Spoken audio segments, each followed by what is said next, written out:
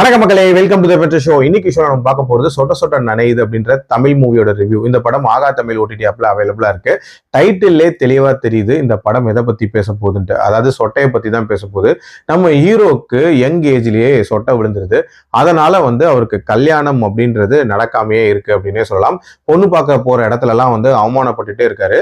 So இவருக்கு கல்யாணம் ஆச்சா இல்லையா அப்படின்றதான் இந்த படத்தோட கதை. சொட்டை அப்படின்றது ஒரு காமனான பிரச்சனையா இருந்தாலும் இன்னைக்கு காலகட்டத்தில் அதுக்கு ஏகப்பட்ட சொல்யூஷன்ஸ், ஏகப்பட்ட ஆப்ஷன்ஸ் அப்படின்றதெல்லாம் இருக்கதான் செய்யுது. இன்ஃபேக்ட் தமிழ் சினிமா ஹீரோக்கள்லேயே பார்த்தீங்கன்னா சொட்டையெல்லாம் ஒரு பொருட்டா மதிக்காம சக்சஸ்ஃபுல்லா இருக்கக்கூடிய ஹீரோஸ் அப்படின்றவங்க நிறைய பேர் இருக்கதான் செய்யறாங்க. இப்படிப்பட்ட சூழ்நிலையில இவங்க சொட்டையை வச்சு ஒரு படம் எடுத்திருக்காங்க. பட் இருந்தாலும் அதை ஒரு குறையா சொல்லணும்ல. இந்த படத்துல பாத்தீங்கன்னா இவங்களே அந்த சொட்டையை வச்சு கலாய்க்கிறது அப்படின்ற மாதிரியான காட்சி அமைப்புகள் அமைச்சிருந்தாங்க.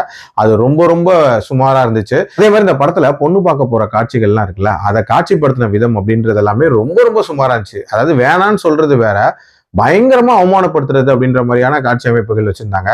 அதே மாதிரி ஹீரோக்கு மண்டையில ஏன் முடி போச்சு அப்படின்றதுக்கு ஒரு அபத்தமான ஒரு பிளாஷ்பேக்கை வச்சிருந்தாங்க. இதெல்லாம் பரவாயில்ல அப்படின்னு சொல்லிட்டு ஒரு பொண்ணு ஹீரோக்கு ஓகே சொல்லுவா.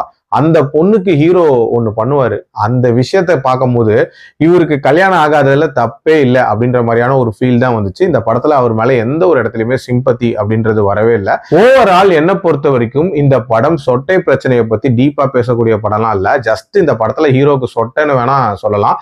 என்ன பொறுத்த வரைக்கும் இந்த படத்தை பார்த்து நீங்க கொஞ்ச நெஞ்ச முடிய கூட இழந்துடாதீங்க. என்னை பொறுத்த வரைக்கும் ஸ்கிப் பண்ணிக்கோங்க அப்படின்னு தான் சொல்லுவேன். என்னோட ரேட்டிங் இந்த படத்துக்கு 2 out of 5. அடல் கண்டென்ட்லாம் பெருசா இல்ல. மீண்டும் அடுத்த விமர்சனத்தில் சந்திக்கிறேன். நன்றி, வணக்கம்.